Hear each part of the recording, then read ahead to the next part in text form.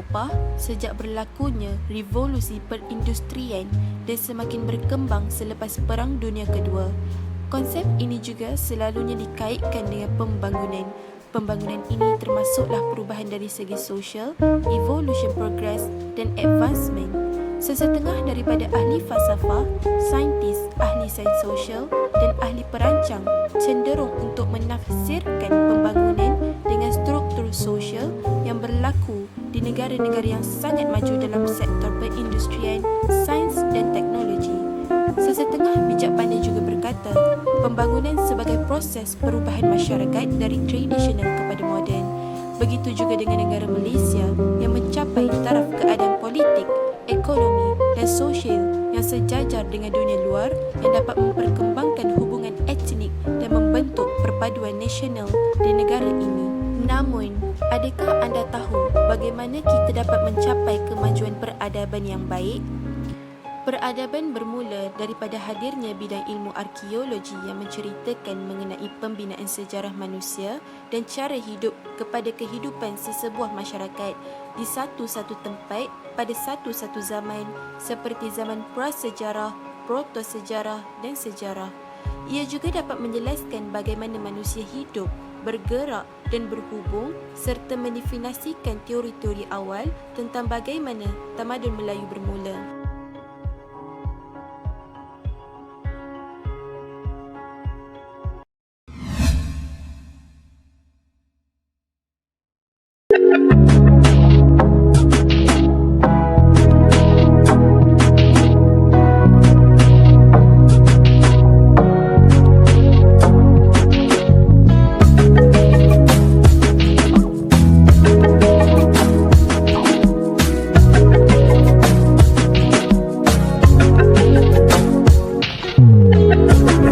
Pada bahagian ini, kita akan menelusuri dengan lebih lanjut apakah yang terdapat di Muzium Arkeologi Lenggong ini yang menjadi tarikan utama para pelancong apabila berkunjung ke Lembah Lenggong di samping menganalisis warisan prasejarah yang menjadi signifikan dalam melestarikan warisan bangsa. Muzium Arkeologi Lenggong merupakan warisan tapak prasejarah yang terletak di Kota Tampan, Lenggong. Bandar Lenggong terletak sekitar 100 km ke utara Ipoh melalui Jalan Kuala Kangsar ke Great. Ia merupakan tapak penempatan aktiviti manusia tertua di Semenanjung Malaysia. Muzium Arkeologi Lenggong ini turut mempamerkan orang Perak, penduduk Semenanjung Malaysia yang tertua dijumpai di dalam gua di kawasan dipamerkan di situ. Rangka ini bertarikh antara 10 hingga 11,000 tahun silam, merupakan manusia zaman batu dari tempoh Paleolitik.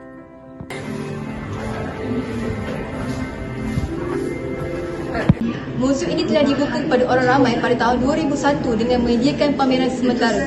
Kerja-kerja mereka bentuk hiasan dalaman dan pengisian ruang muzium bermula pada bulan Oktober tahun 2002 dan siap sepenuhnya pada bulan April 2003. Muzium ini mempamerkan semua bahan artifak dan maklumat yang ditemui oleh pekaji prasejarah, khususnya sekitar Lembah Lenggong dalam bentuk medium yang lebih menarik dan berinformasi. Peranan muzium sebagai medium pendidikan tidak formal dilihat semakin terhakis pada masa kini kerana kurang dikunjungi oleh pengunjung terutamanya golongan belia.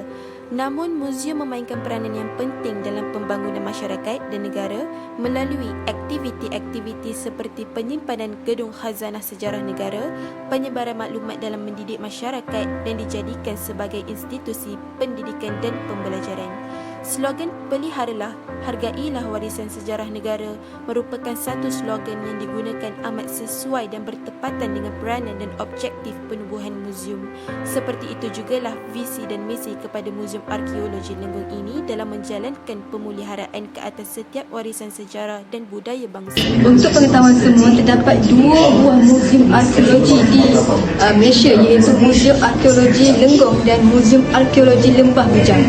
Kamu memilih Muzium Arkeologi Lenggong ini kerana terdapat banyak pameran-pameran penemuan bahan sejarah dan artifak di Hulu Perak yang menjadi daya tarikan para pelancong dari dalam maupun ke luar negara. Sekiranya arkeologi Lembah Bujang mempamerkan bahan pameran mengenai perdagangan dan peradaban manusia dari zaman silam, arkeologi Lenggong pula mempamerkan bahan pameran mengenai penemuan bahan sejarah dan artifak di Hulu Perak. Muzium merupakan institusi yang menyeronokkan sekiranya masyarakat mengetahui cara menghayati artifak dan bahan pameran yang dipamerkan. Zaman Paleolitik juga dikenali sebagai zaman batu. Asas kepada budaya purba ini adalah teknologi alatan batu. Alat batu merupakan artifak yang sangat penting dalam kehidupan masyarakat prasejarah. Teknologi kepada alat batu tidak boleh dianggap hanya untuk membuat alat batu, namun mereka menggunakan alat batu ini juga untuk kegunaan alat-alat yang lain. Untuk ahli arkeologi, penemuan seperti ini mungkin datang sekali seumur hidup. Kota Tampan memberikan gambaran bukan hanya kepada pembuat alatan purba ini, malah terhadap pemahaman mereka dalam pemilihan bahan dan tekniknya. Kawasan ini juga menceritakan tentang apa yang ada di dalam minda mereka, iaitu masyarakat prasejarah ini merupakan masyarakat yang pintar dan pandai serta tahu dalam menyesuaikan dirinya kepada alam sekitar dan mengetahui jenis batu yang terbaik serta bagaimana ingin merepihnya. Ahli arkeologi juga menemui banyak kluster alatan batu yang memberikan gambaran pencipta perkakas ini telah membuat alatan batu dalam cara yang sistematik. Ia seakan pusat pengeluaran zaman silam. Di sini kita dapat lihat bahawa Kota Tampan adalah satu daripada tempat di mana alat batu yang ditemui terdapat dalam satu konteks yang spesifik. Oleh itu, warisan arkeologi Lembah Lenggong berjaya diiktiraf sebagai tapak warisan dunia semasa mesyuarat World Heritage Committee sesi ke-36 yang diadakan di Saint Petersburg, Rusia pada 30 Jun 2012. The Lenggong Valley in Malaysia's northwestern state of Perak was listed as a UNESCO World Heritage Site in 2012. But a decade on, unlocking the potential of Lenggong as an international archaeological tourism destination remains a challenge. Melissa Goh has more from the heritage site. Berbeza dengan hasil penemuan arkeologi di dunia barat seperti The Lost City of Tenia di mana ia terletak di wilayah Peloponnese of Crete. Dari sudut kajian, Tenia diasaskan oleh tawanan Perang Trojan selepas kejatuhan Troy dan menikmati tempoh kemakmuran semasa era Rom. Tapak arkeologi yang terletak berhampiran kampung moden Cili Omodi mengandungi sisa-sisa monumen dan bangunan awam serta pelbagai artifak termasuk wang shilling, tembikar dan arca. Ia memberikan pandangan berharga mengenai budaya, sejarah dan pembangunan ekonomi. Salah satu penemuan paling menarik di bandar ini juga adalah kompleks perigi yang dipelihara dan beberapa daripadanya mengandungi barangan pengebumian yang indah seperti barang kaca, perhiasan, emas dan marmar yang diukir dengan halus dan teliti. Barangan antik yang mewah ini menunjukkan bahawa Tenia adalah sebuah bandar yang kaya dan makmur semasa zaman kegemilangannya di samping penduduknya menikmati taraf hidup yang tinggi. Di sini jelas menunjukkan bahawa kepelbagaian arkeologis mencerminkan betapa besarnya bidang ilmu arkeologi dan menolak tanggapan masyarakat umum bahawa arkeologis sebagai pencari harta karun.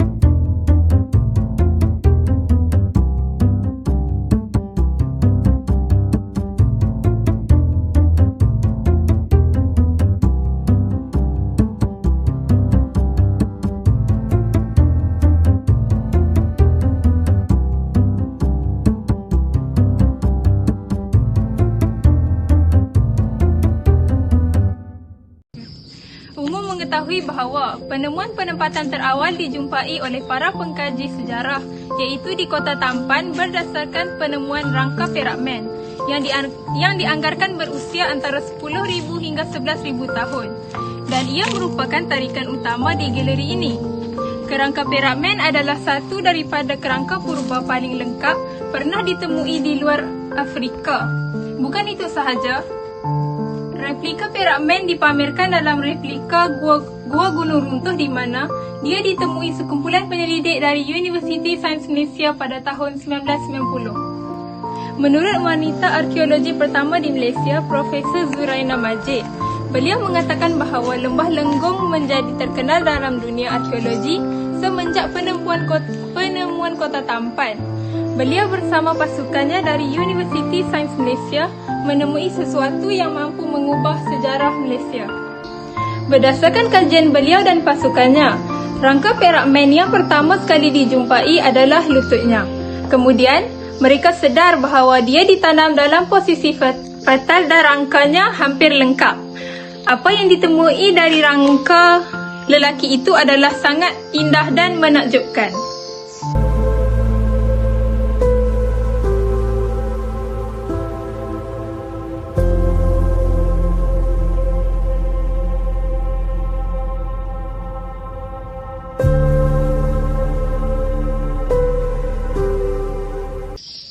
Perak man dikebumikan dengan cara terhormat, badannya diletakkan di satu posisi, tangannya memegang makanan dan kelilingnya adalah alatan-alatan tukul batu miliknya. Wanita arkeologi pertama ini mendapat sedikit gambaran tentang siapakah Perak man. Dia seorang pawang di masa hidupnya, membawa maksud orang yang sangat dipercayai untuk menyembuhkan berbagai penyakit di masa hidupnya, kerana dia sahaja yang dianggap boleh berhubung dengan roh atau kuasa gaib. Kajian mengatakan, mungkin dia tidak boleh memburu sehebat orang lain, tetapi dia tahu cara terbaik untuk memburu dan di mana.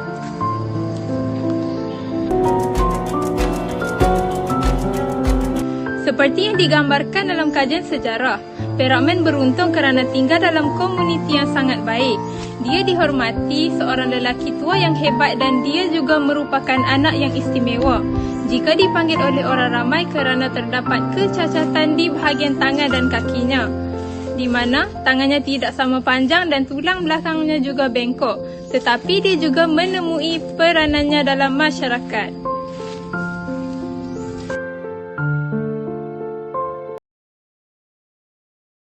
Mari kita lihat secara terperinci mengenai zaman Paleolitik.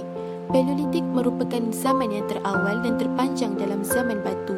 Bermula apabila manusia awal muncul di Afrika kira-kira 2.5 juta tahun dahulu dan bertahan sehingga kira-kira 12,000 tahun dahulu.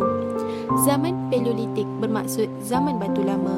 Manusia secara beransur-ansur berkembang daripada wakil awal Homo habilis menjadi manusia moden secara anatomi. Homo habilis ialah spesies manusia sejati pertama yang berkembang daripada beruk. Homo erectus pula memiliki kaki yang panjang yang digunakan untuk berjalan dalam jarak yang agak jauh. Homo erectus mungkin yang pertama belajar mengawal api dan memasak makanan. Neanderthal adalah spesies manusia pupus yang paling biasa ditemui. Menjelang kira-kira 40,000 tahun dahulu, Homo sapiens adalah spesies manusia terakhir yang masih hidup di bumi. Tiada spesies lain yang mampu bersaing dengan sejauh mana kita berkembang hari ini. Orang Paleolitik membentuk komuniti kecil yang sering disebut sebagai suku. Kebanyakan orang zaman batu menggunakan gua sebagai tempat persinggahan, tinggal di dalamnya semalaman dan kemudian meneruskan aktiviti perjalanan sesudah itu. Semasa zaman Paleolitik, ramai yang mengamalkan gaya hidup nomad untuk mencari makanan dari satu tempat ke satu tempat. Secara umumnya, mereka menghabiskan masa untuk aktiviti hidup secara langsung, mengumpulkan tumbuhan yang boleh dimakan di sepanjang jalan seperti buah-buahan, beri dan kacang. Mereka juga menggali akar. Untuk hidangan manis pula, mereka mengambil madu dari sarang lebah liar dan mengumpul telur dari sarang burung itu.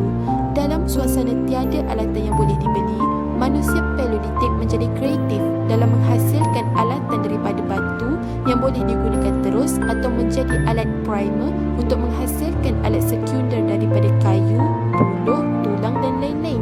Mereka bagaikan seorang ahli geologi yang mengenali jenis, bentuk dan saiz batuan terbaik untuk dijadikan pisau, parang, kapak dan gergaji yang mereka kehendaki. Selain itu, haiwan yang berkeliaran di bumi semasa zaman batu termasuk mamut berbulu, badak berbulu, beruang gua dan rusa gergasi. Mereka adalah sumber tulang, tanduk, kulit dan tentu saja bulu. Orang zaman batu menggunakan kulit dan bulu binatang untuk membuat pakaian. Sekitar 47,000 tahun dahulu, penusuk mula digunakan untuk menyatukan kepingan pada pakaian. Pada zaman Paleolitik juga, orangnya membuat hiasan daripada cengkerang, batu, gigi dan kuku haiwan. Kira-kira 500,000 tahun dahulu juga, orangnya menemui api. Selain menggosok 2 batang kayu, mereka juga belajar memukul batu untuk menghasilkan percikan api. Bagi mereka, penggunaan kebakaran mengurangkan kadar kematian dan memberikan perlindungan daripada ancaman permangsa. Ukiran yang terdapat pada dinding batu kebanyakannya menunjukkan lembu, rusa dan kuda. Hal ini kerana manusia prasejarah percaya bahawa dengan mencipta imej ini mereka dapat memastikan pemburuan berjaya. Begitu juga jika ingin disikapi kehidupan Perakmen di mana dia merupakan manusia yang paling berilmu dan pintar di dalam komunitinya berkaitan sara diri, memburu dan aspek lain dalam kehidupan harian orang Paleolitik. Oleh kerana arkeologi adalah bidang ilmu yang berbentuk multidisiplin, maka dalam kerja perolehan data, arkeologi memerlukan bantuan daripada berbagai disiplin sains dan kemanusiaan. Antara disiplin yang banyak membantu dalam penyelidikan arkeologi adalah geologi, paleontologi, botani, zoologi, fizik, kimia, sejarah seni dan antropologi fizikal. Disiplin ilmu yang membantu itu disebut sebagai ilmu tunjang dalam arkeologi.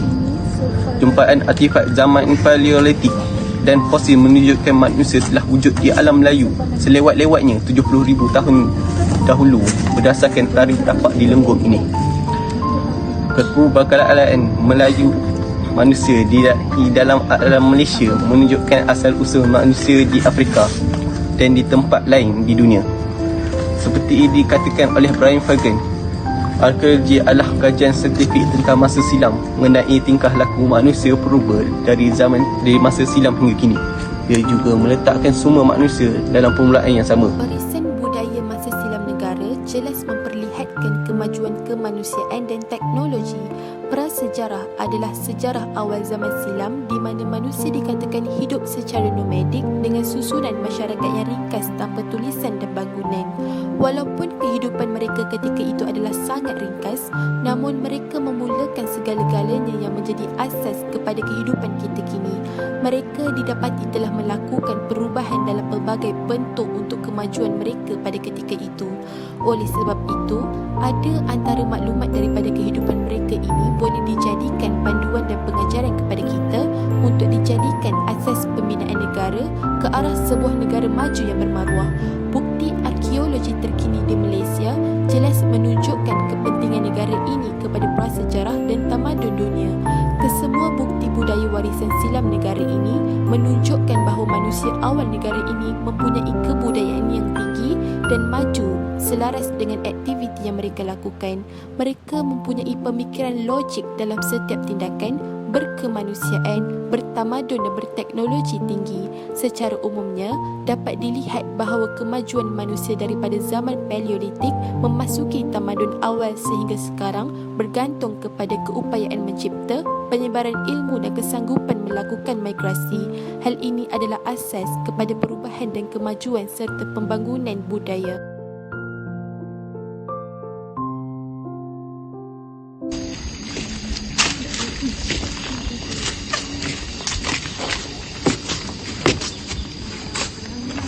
Assalamualaikum. Waalaikumsalam. Ya. Nak tanya, apa yang korang rasa kan kunjung ke gua ini penting kepada masyarakat dan para berjaya? Waalaikumsalam. Seperti yang kita tahu, warisan prasejarah ni dia tidak diketahui oleh masyarakat. Jadi macam kunjungan ke gua ni amat penting lah sebab kita nak kenal asal-usul kita sendiri. Akak rasa kan, akak dapati apa yang menarik kat sini? Seperti yang anda lihat, ada pelbagai gua kat sini. Dan dalam gua ni ada banyak bentuk. Lepas tu serta dapat view yang menarik. Lepas tu dapat lihat flora dan fauna.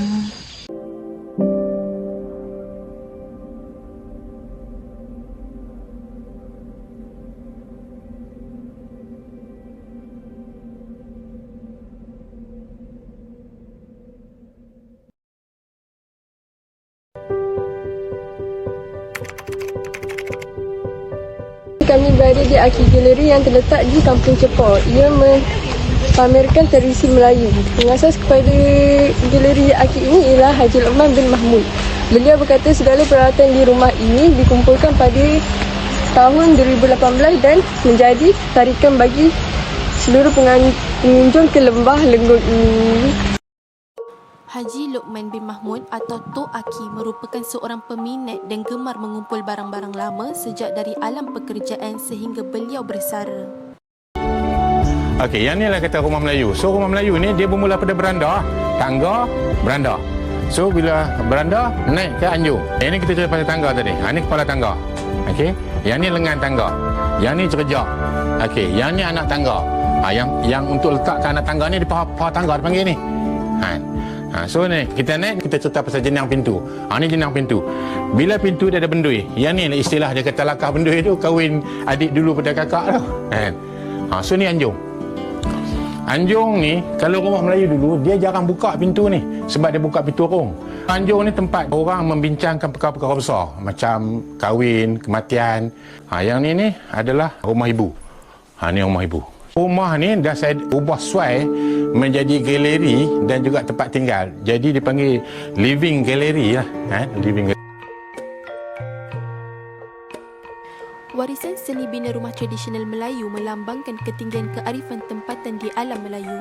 Menurut Aki, beliau menubuhkan galeri ini bagi kesinambungan kepada Muzium Arkeologi Lenggong dan Geopark di mana beliau mengumpul barang-barang lama yang berteraskan kehidupan orang Melayu sehingga ke zaman analog iaitu kehidupan zaman 40-an. Pada dasarnya, Aki menggunakan adat pindah rumah yang diiringi lebih kurang 100 orang penduduk kampung di mana mereka mengusung rumah itu dengan menggunakan batang pinang dan buluh. Galeri Aki yang dikenali sebagai The Living Gallery ini menghimpunkan khazanah daripada pelbagai aktiviti harian manusia, daripada bercucuk tanam, menangkap hasil laut dan sebagainya. Setiap pengunjung yang datang ke Lenggong pasti akan melawat galeri ini, tidak kira kaum dan bangsa serta orang kenamaan. Beliau beranggapan bahawa galeri ini dapat menjadi legasi setelah beliau tiada nanti dan orang kampung dapat menjadi penerus bagi warisan Melayu ini sehingga mendapat tempat di hati generasi masa ni. Ini terdapat barang-barang yang ditinggalkan ber-12 tahun. Contohnya telefon lama, kad pengenalan dan beg. Orang Melayu dikatakan telah memainkan peranan yang aktif di awal zaman perkembangan tamadun berdasarkan wujudnya satu kawasan yang dikenali sebagai rantau alam Melayu. Penerimaan pengaruh agama Hindu yang terawal telah sedikit sebanyak memberi impak kepada perkembangan corak kehidupan bangsa Melayu seperti adat istiadat, sastra Melayu dan sistem pemerintahan, walaupun agama ini tidak dapat mendominasi kepercayaan agama dan pemikiran orang-orang Melayu. Namun, kemunculan Islam dianggap titik tolak kepada perubahan yang lebih dominan sehingga dapat memperkukuhkan identiti kebudayaan Melayu kerana Islam tidak terhad kepada ibadat semata-mata, bahkan sebagai suatu cara hidup yang lengkap yang wajib dipatuhi. Seterusnya, pengaruh dari Barat mula menjajar, namun orang Melayu tidak menganggap pengaruh Barat ini sesuatu yang harus dibanggakan dan pengaruh unsur-unsur Barat kepada budaya Melayu hanya boleh dianggap sebagai penambahan kepada gaya hidup secara zahirnya sahaja. Sebagai warisan seni budaya dan ketamaddunan bangsa, seni bina rumah tradisional Melayu dan barang pusaka seharusnya dipelihara agar warisan turun-temurun khazanah yang amat bernilai ini dapat terus dipelihara. Warisan seni bina rumah tradisional dan khazanah di dalamnya mempunyai keunikan yang tersendiri di sebalik citra budaya yang tinggi nilai estetikanya. Selat Melaka tu nama yang orang bagi kan. Tapi sebelum tu dia lebih terkenal dengan Malaysia. Laut Melayu. Jangan duduk semua. Laut Melayu Laut Melayu sampai ke Teluk Siam. Dia panggil Laut Melayu. Bila tukar kepada Laut Cina Selatan? 1824 perjanjian British Belanda. Belanda ambil belah Indonesia, British ambil belah sini. Kemudian 1826 ditukarlah Malaysia kepada Laut Cina Selatan. Okay, that's sejarah yang sentiasa berubah. Bila kita biarkan orang lain yang mencatat sejarah kita. Dan sejarah ni kita banyak tercatat dalam tulisan-tulisan dahulu. Bila kita tukar tulisan, berarti kita telah meninggalkan peradaban kita. Contohnya dulu kita ada tulisan Palawa, kemudian main tulisan Gangga, kemudian main tulisan Rencong. So semua yang cerita dalam 3 tulisan ni pergi kat mana? Hilang. Baru main tulisan Jawi. Masa tulisan Jawi tu banyak yang kita catat sejarah dan peradaban kita di dalam tu lah. Kemudian lepas Jawi main Rumi. Maksud kita semakin hilang, peradaban ni hilang kerana kita menukar tanda diri. Lepas pada Sumatera berpisah tu, maka terwujudlah kerajaan awal, kerajaan Sriwijaya. Kemudian terlahir kerajaan terkemudian, itu kerajaan Langkasuka ataupun Kedah Tua. Kerajaan Langkasuka ni dia tinggal kat kita banyak benda. Salah satunya baju Langkasuka, baju dulu dia baju tak ada poket, butang 6. Butang 6 tu melambangkan 6 rukun Melayu. Bisa dengar rukun Melayu? Tak dengar. Rukun Islam kita dengar. Rukun Iman kita dengar. Rukun solat kita dengar. Syair 12. Raja Haji bisa dengar. Gurindam 12. Bisa dengar. Aku apa mengaji tamadun tu, aku benda ni tak tahu. Ayah. Duduk di kampung ni tu nak pergi tahlil lah apa semua.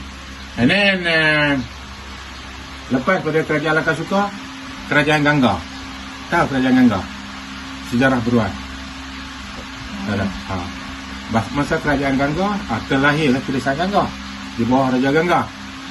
Kehebatan Perak waktu itulah. Kemudian lahir pula kerajaan Black Fort ataupun kerajaan Kota Gelanggi di Johor hingga ke Pahang. Ini semua tak ada sejarah. Kemudian barulah kerajaan Majapahit. Masa kerajaan Majapahit, pengaruh Hindu masuk, di mana Raja Chola serang habis, diruntuhkan Kota Gangga apa semua ni sampai ke Pulau Jawa lah. And then tinggallah sisa Hindu tu dekat Pulau Bali. So di sana ada orang Melayu agama Hindu. Lepas tu barulah datang kerajaan Melaka. Sehingga kehebatan tu teruntuh pada 15/11, 24 Ogos 15/11. Itu nak cerita sama dia, dia tahu sejarah dulu.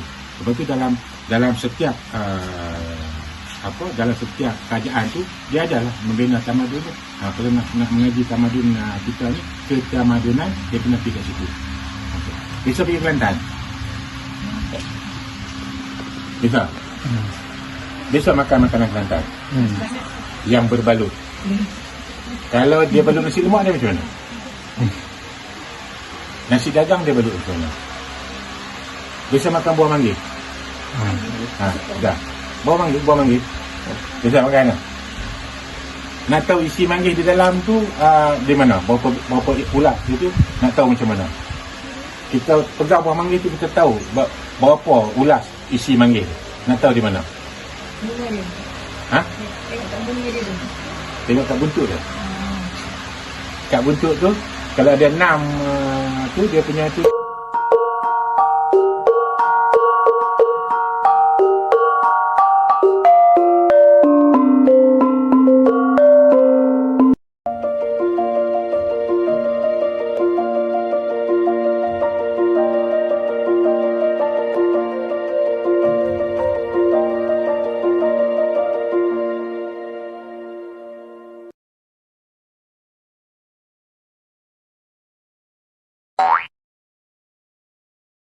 Benti cakap mana ni? Benti. Dalam bentuk media jadi menarik dan berinformasi.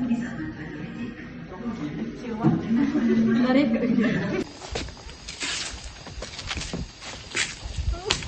Hai, Puan Puan. Tadi kampung Cepok. Ia mempamerkan alatan-alatan tradisional yang memperkenalkan tradisi Melayu. Pengasas kepada galeri Akini. Tolonglah jaga. Mau datang kau.